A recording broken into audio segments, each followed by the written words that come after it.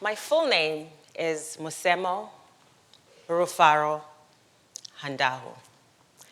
When you see it typed out, it's a little intimidating. I always get a little kick when I see someone get to my name on a list and pause. I've seen nervous eye twitches, instant dry mouth, and the forming of a lonely bead of sweat.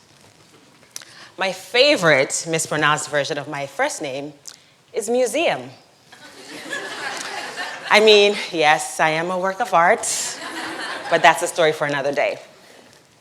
Musemo Handahu, a name honoring my Zambian father and Zimbabwean mother. A name I realized from a young age meant that much was expected of me. Musemo means pillar of strength, or the main pillar. Rufaro means joy. And my last name, excuse me while I get my power pose ready, Handahu means lion hunter. This has been my North Star and the reason why I go by Miss Lion Hunter on the internet. Quick sidebar.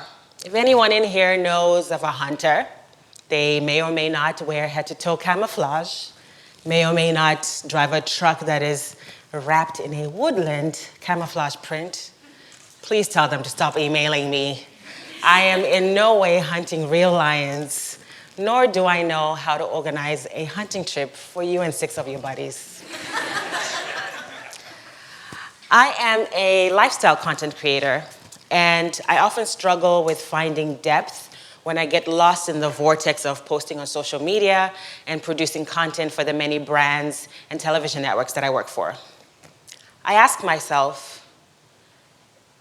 besides really cool fashion and lifestyle visuals, what else am I giving? The answer lies in my name. I am sharing the mantra of Lion Hunter.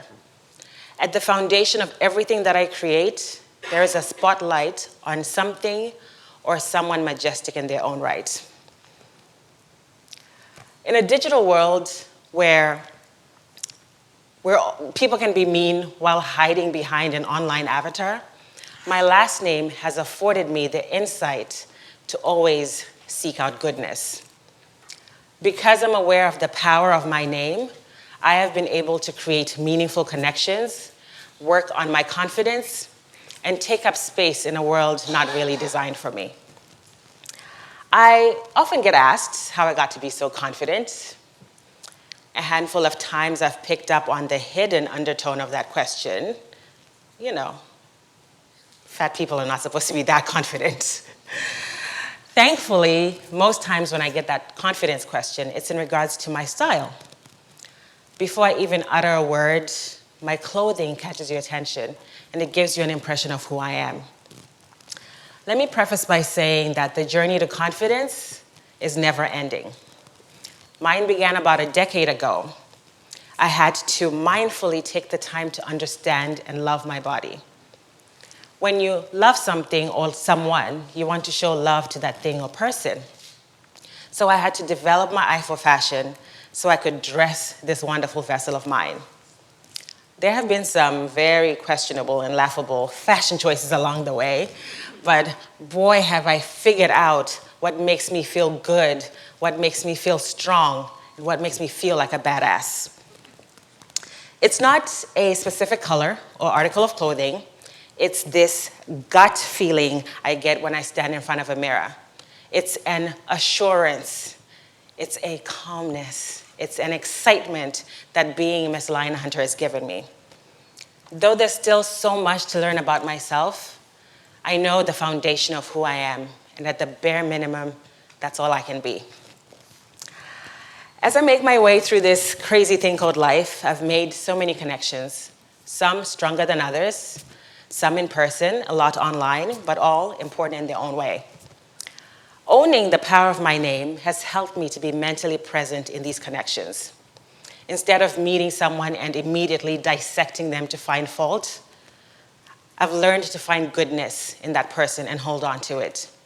It could be as simple as something that they're wearing or as complex as a vibe that I get from them.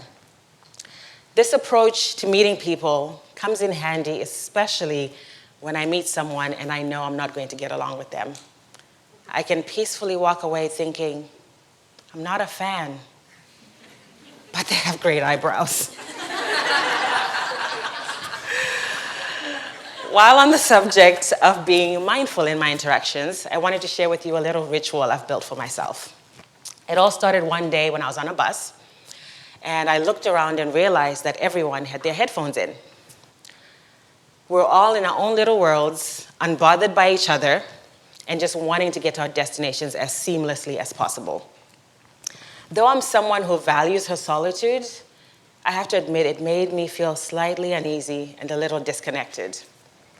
So from then on, occasionally when I'm not busy, I have what I call a no-rush day. I leave my headphones at home, and instead of checking the bus schedule to figure out my movements, I just take my time.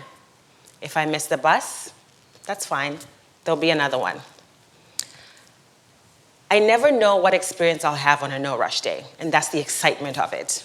At times, I'll even hop on a bus that takes a slightly longer route. Other times, I'll hop on a bus that I've never been on before. In doing this, I have had some of the most unexpected conversations. I have met people that I hadn't seen in years, and work opportunities actually came up because I bumped into somebody who had been meaning to reach out. I have to be honest though, my no-rush days only happen between May and November, because we all know how disrespectful our Canadian winters can be. If you haven't noticed, I'm a Black woman. I happen to live in a city and work in an industry that is predominantly white. This means that I walk into a lot of rooms where I'm the only one that looks like I do. On the upside, I'm harder to forget, but the downside is that it can get really exhausting. I have to deal with what are called microaggressions. For example, I can witness everyone being greeted in the same manner, and then when they get to me, I'm hit with a, "Hey, homegirl." Or I can be looked at as the spokesperson for all things diversity. It's exhausting sometimes. So to fortify myself mentally, before I enter aforementioned rooms, I have to engage in some healthy self-talk.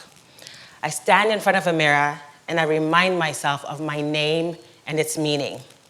I remind myself of how hard my mom and my grandmother worked to get me here. And I remind myself of how hard I have worked to be standing here.